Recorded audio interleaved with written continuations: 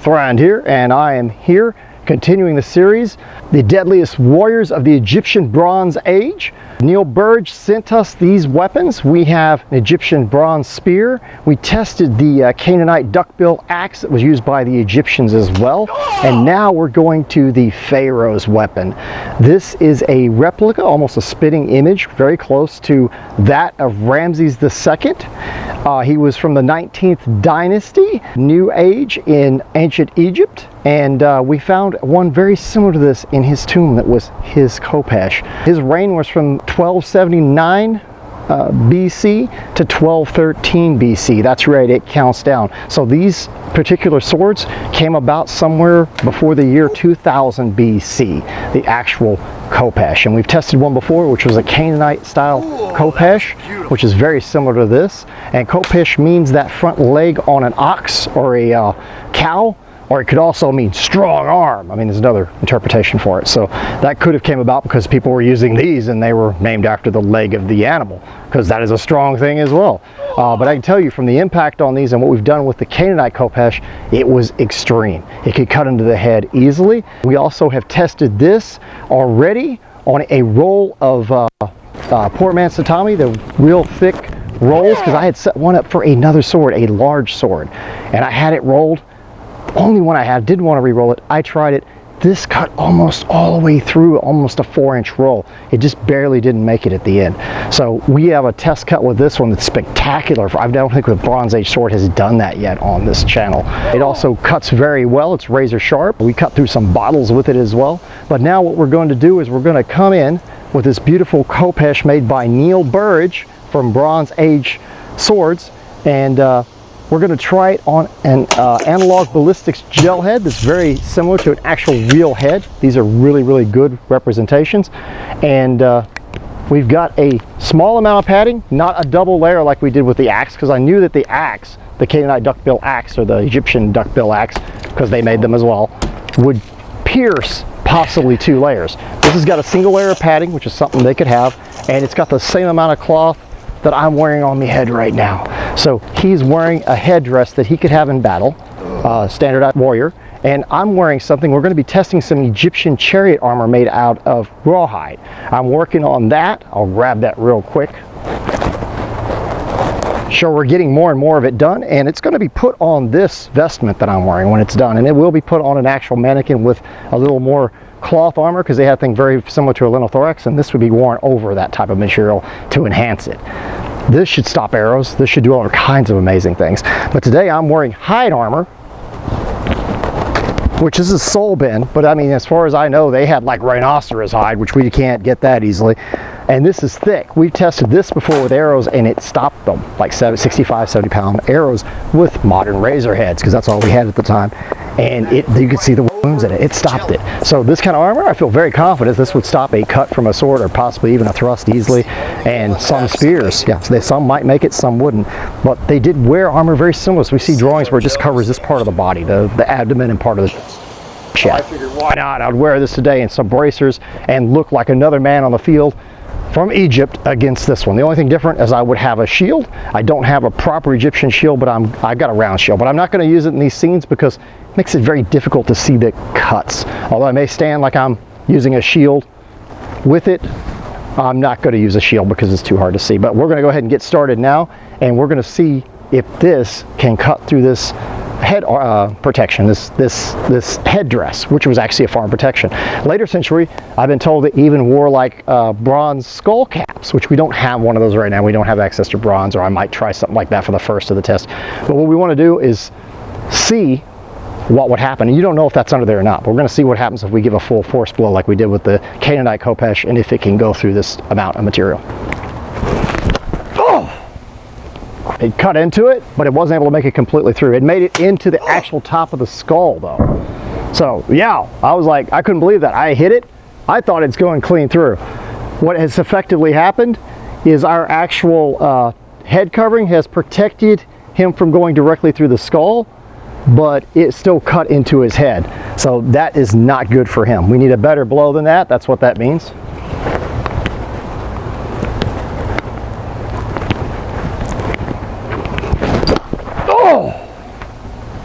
See what we got this time? Another cut directly into the skull. This went through the skull. This is in his skull. Now, we didn't expect anything spectacular with this on it, but my finger is in his skull. So what we're gonna do is we're gonna go ahead and remove this and take a look at it. Now, I thought maybe, since this is like an axe, and the razor edge on this I can shave with. I'm literally shaving my hand right now, the hair on it. Not a joke. So, yeah, let's check it out. But I don't think this would protect your head. I really, really don't. Not very well, considering. Didn't that get into his flesh? Yeah, we're into the actual skull. And no, I meant the cloth was stuck in his I'm just flesh. letting him know I'm putting my finger into his skull. So, although we don't have blood, you can see a little bit right here. Tiny bit oozing. But yeah, I almost need to pull this flesh out to see it. There we go. So they see, I want them to know that it went through. You can see it, right? Yeah, I don't know why we don't have blood running out, but I think it's so high up.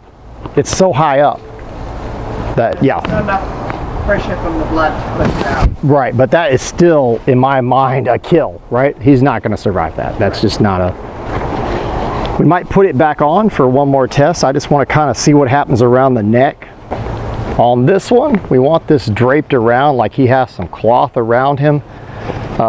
I really don't think it's possible to have a bunch of padding around the neck, but I'm not picturing all that padding hanging around the neck, although it could easily be there. But just some cloth like you're in the desert.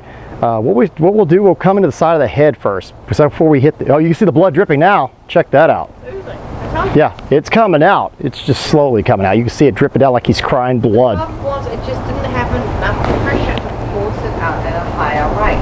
Yeah, it's not like, yeah, if this was a real person, that blood would be everywhere, but then he'd be on the ground bleeding out, and that'd be it. All right. This is going to be in the way of me trying to hit the jaw. We're going to try to cut through it and go into the jaw. Oh! Wow. We got to cut through the cloth, and we'd hit padding too. And what it did is it cut to his jaw. So what our padding's done is, if you look at it, we got a hole through the cloth. It hit partial padding too, more than I thought. It didn't just hit the thin cloth, the thinner layers. But what we've done is we've cut all the way to the jaw and into the bone. It didn't go through the jaw, so it's probably lucky he had that. That's the way I would look at it. But we've got to cut through this and through the actual padding. So there we go. We know that that didn't protect him a lot. Try a different kind of hit. Let's come down the front. What do you think? Like straight in, like down the front, like. Oh! I don't know, but yeah, that's a cut straight into the skull. We might want to look at that, and then after that, I think we're going to retire our head armor. It's not quite, what do you call it, cutting it. That went clean through and into the skull. Got another wound. You know what? I'm just going to leave that up there and see what it does to the neck, cutting across into the thinner cloth.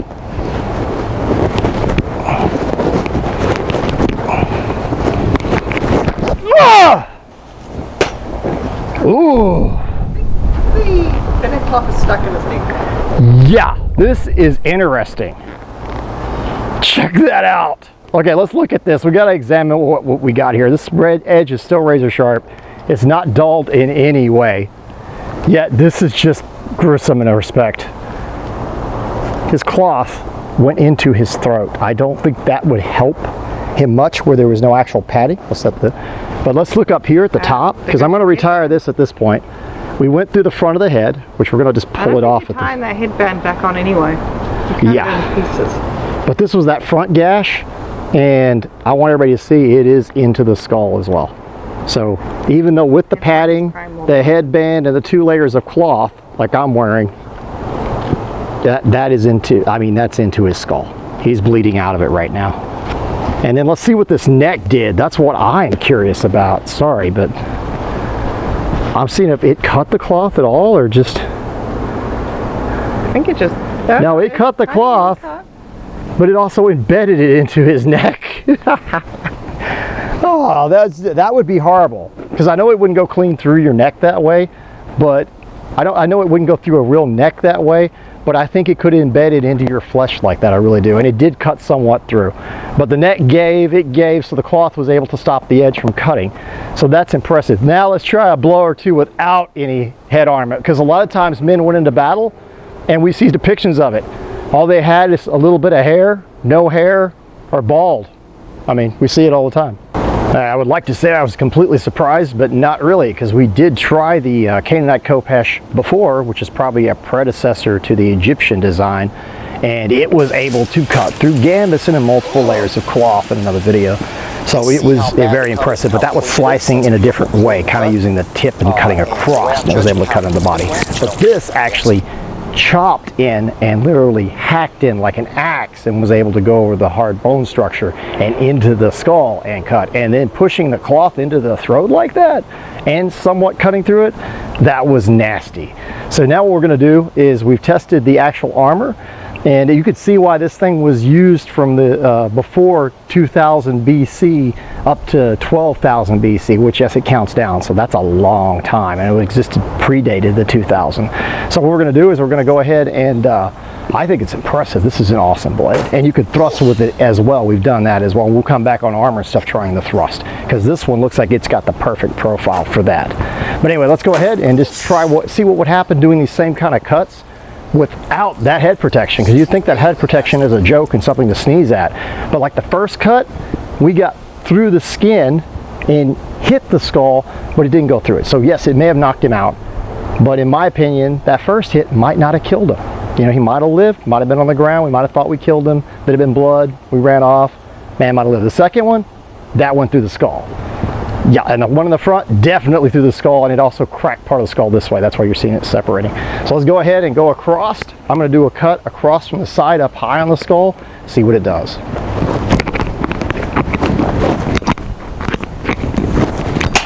Whoa! Wow! Because it was already cut down the center. Got to remember, we cut this down the center. We just came in and cut a nice piece of his head out. So we're doing Egyptian brain surgery today, everybody. This is the Egyptian brain surgery channel. Now this is bad. Up the nose and scrambled the brain. They thought it was useless. This is bad. I don't know if we need to come in and do a close-up of that, because I don't think there's really a close-up to be said of that. Now this not being a big, longer sword with a lot more weight and mass, but focusing the energy behind the blade a lot like an axe, I think that was really good. Let's go ahead and hit that jaw and see what would have happened. That's what would have happened. Any skull hit would have been at least that far in, what we got there, just like I've done in the other videos when it goes down. So let's go ahead and go into that jaw. All right, we cut through the jaw, and oh, that's all the way in. We got bone shard and everything. They want to see that, show them this one. They'll like that one. You can show a close up with that up there too. Brain surgery, you do realize the Egyptians preferred to just shove a stick up the nose and pull the brain out. Oh yeah, that was for mummification. I don't know. They knew the Aztecs used to put holes in people's head to relieve the pressure from Concussions. yeah, from maces and clubs and stuff like that in battle. So I don't know. The Egyptians may have done that as well. I don't remember if they had the same kind of technique. It's very plausible. I have this feeling your jaw might be oozing. Yeah, the jaw went all the way through, and it hit the spine. It's against the spine in here. It hit the actual spine. That's what stopped it. So you can't tell here, but this went all the way through the jaw, stopped on the actual spine. This is what we got earlier. We just went in and cut the jaw. We cut into the jaw. There's a score into the jaw, but it didn't totally cut through our jaw. Very good. So without the armor, the protection, you know, this man's dead for sure. Up here, same idea. We cut all the way in. This bent down a little bit, but we just took that chunk out because it was already cut. If it wasn't already cut, it might have gone deeper and gone through more. Well, as you see, we have a spine up in here too, which is not realistic in theory, but it is more to go through. So when you see those big swords go through, you know they're doing something. That's not just a brain in there. There's an extra piece of PVC in the middle that we're slicing completely through, taking the top off. That's getting destroyed in there. All right, I don't know. There's not much else we can do with this. I mean, I could, just for fun, we'll try a pokey thrust at it. If I hit him. Ah! And of course, we hit where that jaw was. And yeah, I hit something. I don't know what I'm in. I'm in something. I am in something. It was in the pipe. we thrusted this tip, which is going to be hard to see here, directly into the spine. So now this spine is bleeding. We thrusted this, that's why I couldn't pull it out right away. I'm trying to pull it and it wouldn't come out. That I can't show you easily, but we thrusted it into the spine. That's the first time I've seen any blade do anything like that. So we cut into the spine with the thrust. So that's insane. Let's go ahead and just decap it now at this point. Well, let's come straight across.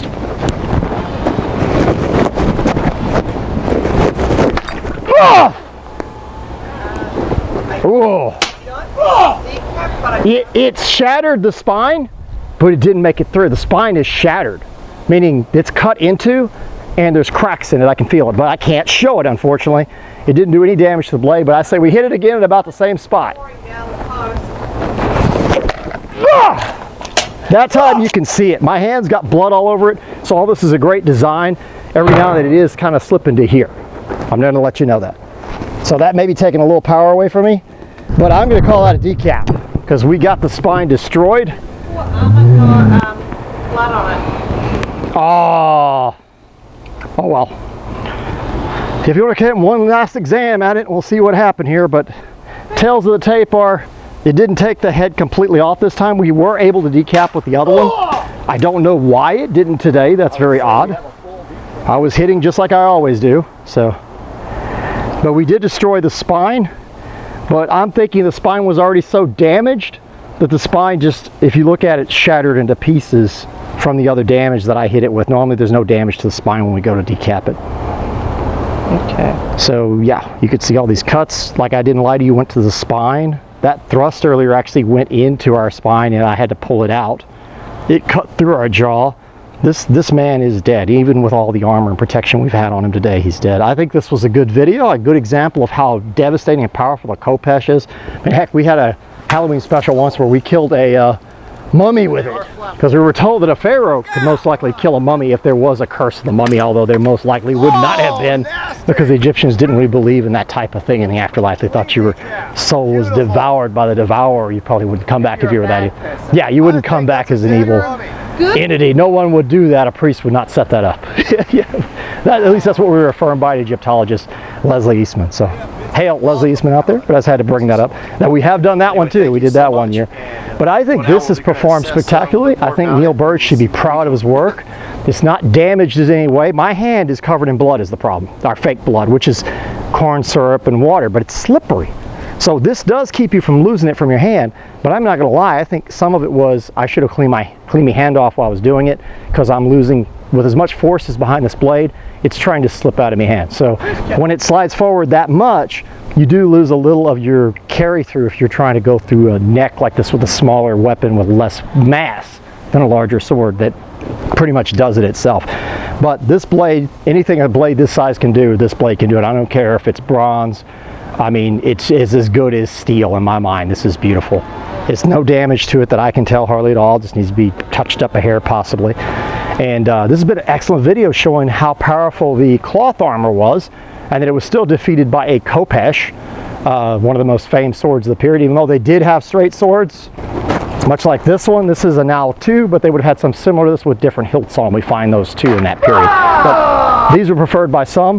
The pharaohs preferred these, as far as we can tell. They find them in the tombs, and I think this was a rich man's sword. It's also more likely to be easy to use for a chariot due to the fact that curvature would make it easier for a sling. Just like that, she's right. As you go by with the mass behind it on a chariot, thrusting, it would work just like a cavalry saber. It would go in and pull itself out, so you most likely didn't lose it with the hook on it if you didn't have your hand bloody like me. Or if you came by and rode by with this mass and this weight and the curvature, it would hit and glance off, so you didn't lose your blade, but it would do more than enough damage as you rode by. You could reach out. She is right. This would be a great charioteer weapon. That's probably why they preferred it. It's probably what the charioteers preferred. And it's good with shields. You can hook shield. Oh, fuck. Yeah, I cut myself slightly. I'm okay. I'm okay. But you can hook a shield. I was going to hook. But you can hook a shield and pull it or even parts of the person. With this hook area here, you could hook a piece of armor or what have you, anything, but normally a shield, you could hook it easily. And you can kind of get it around things to slice. You could go around something and actually slice. So it's an excellent weapon. I do have a little nick on my finger. But anyway, that's just my stupidity, looking at a camera instead of what I'm doing. But anyway, we'll leave that in there. I hope you enjoyed the video. Thank you everybody who's helped us out on PayPal. That's Thrand@yahoo.com with the situation going on with their home right now. Thank you Connor Swanson, our Celtic Templar. You just did a video. I'll put that at the end of this video so you can go look at it. A reaction video to the, I called it the Irish two-handed battle axe versus helmet and chain mail, which I know that sounds mundane as heck, but we try to put it out there where people can find this video. That's the whole point. We want people to be able to find it that are laymen and learn what a Sparthax is, learn what a Galloglass Warrior is. And I did kind of mess up a video. I was thinking the axe I'm using is from the 15th century. It's actually the Galloglass Warrior. The Galloglass Warrior existed from the 13th to the late 16th century. Some people say even somewhat into the 17th. So I apologize for that. I don't want to offend any Galloglass Irish or Scottish people out there anywhere. But anyway, I hope you enjoyed the video. You can help us on Spot Fund. That's the easiest way to do it if you want to go by there and help us on that. And I greatly appreciate it. Right now we're in the process of trying to procure another residence because we don't know how long we have at this one, and it's better to be prepared than to get evicted and have no place to go. And any extra funds right now would help us immensely. Actually, if we had about $5 more grand, we could probably get it. That's what we're hoping within the next 2 weeks. So, I mean, that's not, you have to do it, but if you can help in any way, buy me a cup of coffee. If everybody did on the channel, I think we'd have enough. Anyway, enough of that. You can also go by on Patreon and check us out there. We have some exclusive content we'll be releasing there soon, and you can become a member there. Be sure and check the Thrand Boat Crew out on Facebook. I always forget about that, and I think you might enjoy that as well. A lot of like-minded people like the same kind of stuff like we do here on the channel and talk about it and link it every day, and a lot of experts and armorers and people that you might want to talk to. But anyway, after all that, all I can say is thank you again, once again, Neil Burridge, and we are going to continue this series with at least 2 more videos. We're going to come back with the spear, and we are going to come back with a full body armor. We're going to have that charioteer style armor that's made out of rawhide. I mean, they might have made it out of some even tougher hides, but we've got just plain cow rawhide, and I think it's going to be impressive enough. I really, really do. I think it's going to be spectacular. And we're also going to try cloth armor, lots of layers of cloth, because I honestly believe that's all a linothorax was. I don't think most of them were hardened, even though they could be. I think most of them was just a lot of layers of cloth. A lot of work making cloth, but I think that will stop at edge. As you saw today, more layers. I think this guy might have been okay other than the impact. But anyway, as always, I'll see you next time. Farewell. You've really got to stop trying to compare the slipperiness of blood to the slipperiness of your fake blood. If you want to help support the channel, go by streamelements.com and sport a Thrand YouTube shirt. Plus, there's many more items. You can come visit me on Twitch, Thrand11. I do extreme gaming every night after 12 a.m. CST, US time. You can become a patron on Patreon and help support the channel and see content that can only be seen there.